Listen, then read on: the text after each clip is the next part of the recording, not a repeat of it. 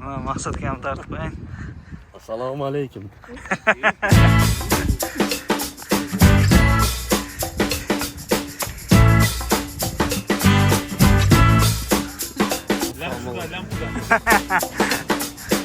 Nake tug'anlar bilan jolug'ishib, eshikka tug'andashib, ay sayin o'tiramiz. Hozir osh jeb kafedan ya'ni Manas degan joyga restoranga chiqib ketamiz.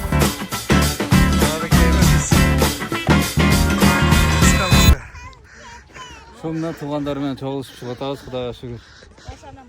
Xudoyim uşun nasip kılgan eken joluguşkan. Bas aytkanda tuğan urug çoğuldu. Жақсы, сөйтіп Құда қаласа арамыз көп çoğul жүrer эле.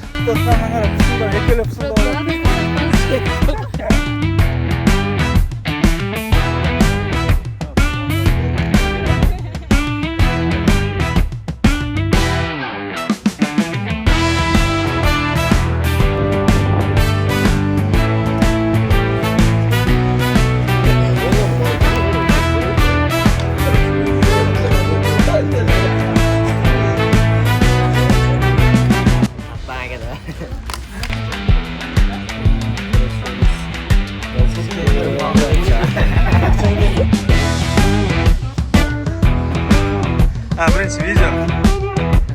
Sen deb turaverma. Silashi.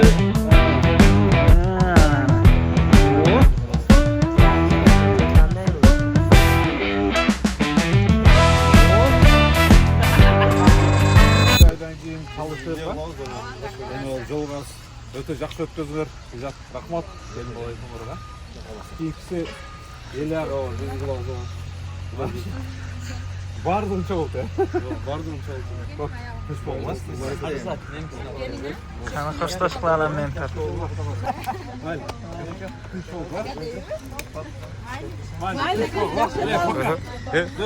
Mayli bo'lib turadi. Turadi, yaxshi bo'ldi.